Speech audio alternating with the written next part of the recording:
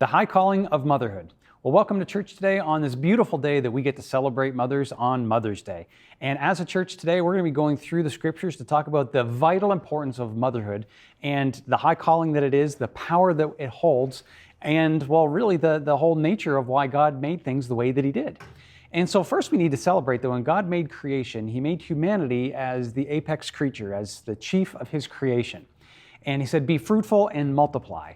And so as He made Adam and Eve in His image, we need to realize too that, and it says that Adam and Eve, Genesis 2:27, that they're both made in the image of God, which means the feminine qualities that are in women are in the Godhead, and not just the masculine ones. So it's pretty cool that God knows what He's doing, and that Eve is a representation of Him as well, not separate, not an add-on, but a full partner with Adam in the image of the one true God. So let's just establish that real quick, as there's no dominance per se, even though there may be different strengths on the earth. We both, male and female, the first father, the first mother, are the exact representation on earth, at least, of the image of God in heaven. And so first we need to recognize that the reason why we have engineers, the reason why we have poets, the reason why we have florists, the reason why we have nurses, doctors, the reason why we have every profession and every hobby under heaven is because mothers exist en masse. Think about it. None of us would be here without a mother. And it is a vital component to our lives that comes at a high price on our women. And so this is why we set a day out of our calendar, and we need to do it a lot more, to recognize and to thank God for what He has done by creating Eve, the mother of all of the living. So this is a really cool thing to think about, of like all the things in society that you love and enjoy, all the friends that you may have, people at church, all of the good things that you see other people do in this world is all because of motherhood. And if Eve hadn't obeyed that be fruitful and multiply, none of us would be here. And you need to realize that even though we live in a broken world now, remember God made it perfect, it's humanity that botched it, that we need to realize that motherhood is the prerogative of a main function of why God has called people into this world and to be a part of His mission. And so this is why usually it is wrapped up in a large part of the female identity is largely around motherhood, whether you're a mother yourself or you help do the same job as mothers to those who are around you by nurturing and caring for folks. And it's interesting to see that in the image of God, not just physically, but emotionally and spiritually and practically, there's things that are differentiated out amongst the genders. So of course we see nurturing is far more of a trait known to women than it is to men. That does not mean men cannot nurture, but men are better at protecting and providing. And that does not mean that women can't protect or provide. It just means that the dominant thing out of most males and females is protecting, is providing for males, and it is nurturing for females, which changes the way that, and that is all the image of God as well, because God does nurture. We're going to get into that in a minute. And God does provide, and He does protect. But He also has a reason for us to be in the world. And so it's important for us to realize that nurturing is not the only aspect of that. We'll get onto the father's side on Father's Day, but for today, I really want to even help you to understand not only how much you should love your mom, no matter if she was good or bad. She's the reason you're in this world. And all the women that came before her, we need to praise God for women, for them bringing us into the world. And we need to give absolute and total respect. And I know that's harder for some than others, but just by the fact that being alive is a blessing. Being alive is a blessing. If you want to understand just how wonderful it is and what a blessing it is to be alive, I was just watching Neil deGrasse Tyson in a podcast earlier this week, and he was talking about the genetic sequence of codes. I did a couple fact checking on him because I know he has a kind of different paradigm than I do. But anyway, the fact of how many humans who have ever lived, if you compare that to the amount of genetic possibilities in our gene code. One gene could be different, you're a different person. So when you talk about all the people that could have been made throughout the centuries, the millennia, have in fact not been. In fact, even if the clock were to run for forever, it would seemingly be that most people that could exist haven't existed, nor will ever exist.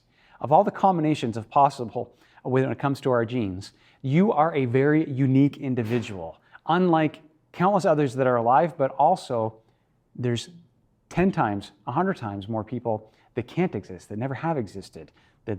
Of the possibilities of our gene code, that just kind of blows my mind. So you need to know that you are special. You need to know that you beat the odds to even be here. And we need to thank our mothers that that moment happened at that particular time. In Exodus chapter 20, we have the 10 Commandments. And on one of them is to honor the father and the mother. And it says, and this is the first command with the promise that it will go well with you in the land of the living, to which you will then be blessed by God, by honoring your mother and your father. Particularly what your mother has done physically, because bodies change. You're not the same after you give birth than you were before. And we need to thank God that there was women who were willing to pay the ultimate price to be our mothers, to bring us into this world. And for that, our ultimate respect should always be there. Now, back to the nurturing aspect. If God has wired in femininity into the female form, which also helps to produce a nurturing spirit. Think about it. The first 9 months of your life in utero, the only thing that could be done to you is to nurture you. You entered this world fully nurtured. There's no instruction going on in the womb. There's no math tests. There's no training to be done. It is all passive. You're being nurtured by your mother's own body. And with that, she nurtures her body, and then obviously the men try to help too by providing the appropriate atmosphere to nurture the nurturer. Because we realize too, the way that God has put us together is brilliant, but it's also obvious that God demands one woman, one man for life. So even before I came to faith, it was easily discernible for me, at least anyway, to see that there's something about a created order. And I didn't even know there was a created order at that point. Why? The birth rate is bang on with just like very marginal, differences of 50% male and 50% female being born into this world. So even just the naturalistic view of things, to say that it's one man, one woman, is obviously what God has intended. But then if we look at the idea of procreation, well, humans have some of the longest gestation periods in utero that is in the mammal kingdom, beaten out by elephants, because they can be pregnant for like 2 years. But anyway, back to humans. We, as we consider that, by having 9 months in pregnancy and being vulnerable while pregnant, you can watch other animals, other mammals, for whatever reason, are trekking across the Serengeti while 9 months pregnant. Not so women. It's a difficult thing. Yes, we know that a lot of women are super soldiers when they're pregnant, able to do just about anything, but they're still in a more vulnerable state than they were before. And so with that, then obviously, okay, then you have a protector. A male skeleton is made to transfer the load from shoulders down to feet, a straight action. And whereas the female form, the pelvis is the only gender-specific bone, and it is designed to allow a baby to pass through. But what that also means is the skeletal structure cannot, with a direct force, have the same sort of impact. So we have a provider and we have a nurturer based on just simple scientific design when we look at basic sciences. On top of that, to raise a child takes a long time. You know what? You can watch different TV shows of like antelopes being born, and an hour later they're running across the fields to escape predation. Not so humanity. It takes a long time to raise a child to the ability to release into the world. And so that also suggests a long growing up period is still being required by parents. And the fact that women are as fertile for decades as they are, what that then also assumes that those two people who are together for such a long time, they've got to raise their first child to completion and then all of their subsequent ones. And then by the time they have done that, and the youngest one is fully on their own, well, you're in retirement ages of life and you're not starting anything new. And so then that's so one man, one woman for life is just obvious in our created code. And when I picked up the Bible the first time and saw that God created Adam and Eve and said to the rest to go and be like that, we have the created order. Now, of course, we live in a broken world, and there's times in life where things don't go the way they're supposed to. That doesn't mean we don't honor the created code. That doesn't mean that someone who has heartbreak in their past needs to be shamed. No, I like to say, like, where are you at now? Okay, if it's not in the ideal position, then let's move forward in righteousness. Let's pray forgiveness from the past. Let's let go of the people who have hurt us and strive to the future God's way. So going back to that nurturing bit, this is really important because even psychologists around the world for millennia have understood that if a child is not nurtured, not comforted, not made to be at ease and have a learning, loving, and safe environment, it has dramatic effects on their personality and on their future relationships. Some people, for example, that are born with like a charisma, And now some people are obviously just born with it, but there's a large section of people who are born with just an incredible charisma of people who just did not have much love and connectivity in their younger years. And so their charisma became developed so they could be included in a family or a friendship group so that they could receive love. In fact, if you grew up and by the time you're a teenager, that person or an adult, and you're just kind of quiet, keep to yourself, happy sort of person, you probably had a really nurturing upbringing. Sometimes people who are highly introverted are not necessarily personality as introverted, it's just they've just been so loved, they don't need to go look for external things. And so sometimes we can be nurtured maybe a little too long, and we end up becoming social recluse. But you get the idea. The power that is in nurture, particularly in the young forming mind before the age of 5, is absolutely incredible to the rest of that human being's life. And so to have a mother there that's available who brought you into the world through nurturing, then to continue to nurture and realize that there's only instruction can happen years down the line, other than basic practical things like feeding and cooperating with mom nurturing. But there's not a lot of stress. So this also teaches me as a teacher of, you know what, if this is how God has brought humanity into the world, first by a great deal of nurturing, and then by instruction, and then the calls for perseverance, it tells me that when somebody's been through trauma or extreme difficulty, you know what, probably the best thing that they need is to be nurtured, just to be loved on, to get back, and maybe for a significant amount of time. Maybe we need to have real restorative rest where we're comforted. Maybe that's some of the reasons for the stress in our life, is because we've just overdone it. And we think a day off here or a 2-week vacation there is going to fix it. And it doesn't. We spent 9 months being nurtured just to come into the world. We spent years with our mothers just to be able to walk and to go to school. Nurturing is a big part of the created order. And I'm so thankful that God has done it that way, because then it teaches me to help discern others. Because sometimes, you know what, if I'm at rest, if I'm doing well, and I see wrongs that people are doing, they're coming and asking me for help, and I can say, well, don't you see? Just do this, this, and this, and you'll be able to get through that. But they're not in a place of receiving instruction because they need to be nurtured again. Then the time of instruction will come. So as we continue to nurture our own children and the children within the faith, that is, the Christians in church, let us remember the power of nurturing. Because if you're not nurtured, you can't do anything else that's any good. And moms help us to be nurtured, to be comforted, to be set on a path so when the time for perseverance calls for it, we'll be ready. When the time comes to protect and provide, we'll be ready. When the time comes to know when and where and what to say to those who ask of us of our belief in Jesus Christ, we'll be able to do so. And without a good deal of nurturing, we won't be able to accomplish any of it. And so with that, we have learned about the image of God here through teaching, that he wants us to know that we need to be nurtured. In fact, he talks about it quite frequently. What did Jesus say upon the approach to Jerusalem? Oh, Jerusalem, Jerusalem. And he wept over them.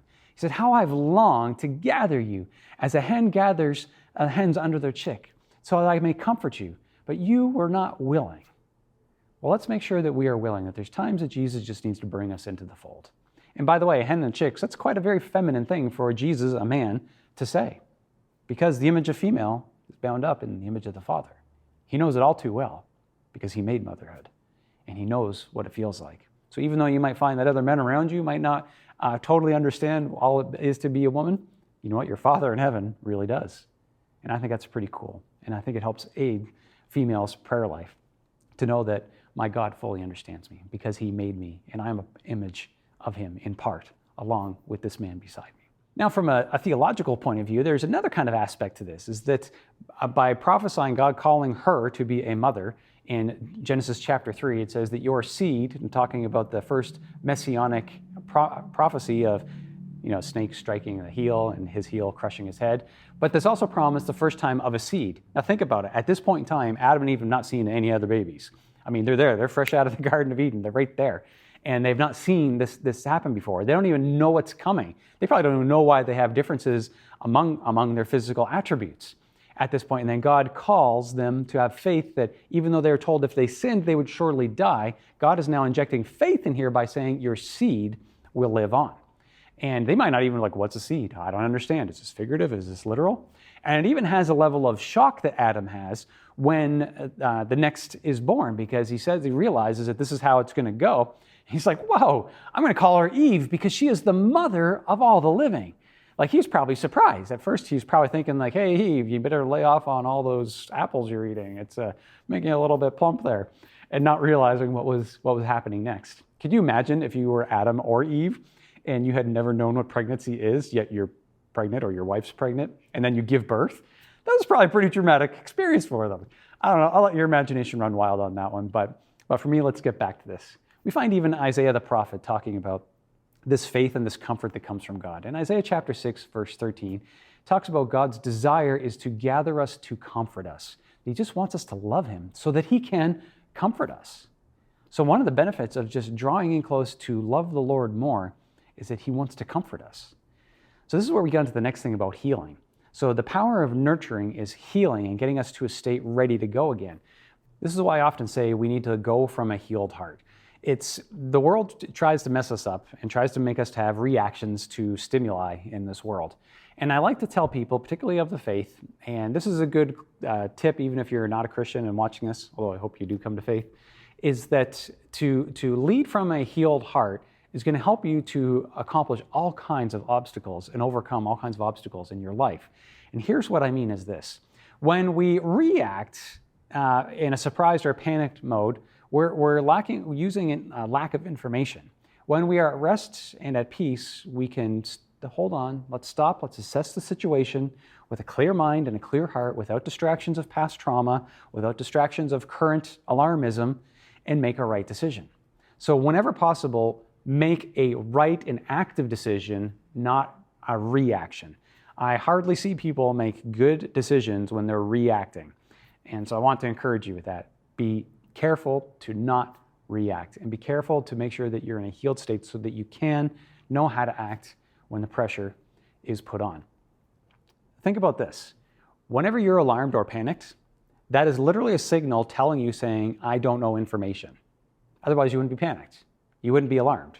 So when you find yourself in a situation and all of a sudden you're picking up on things that this is not good, whether it's you're finding some corruption in your workplace, or whether it's you're finding some disturbing news about a family member, or and then you start to get surprised, what you're doing is you're learning a bit of information, and you realize that little bit of information has made you now don't even know how much you don't know.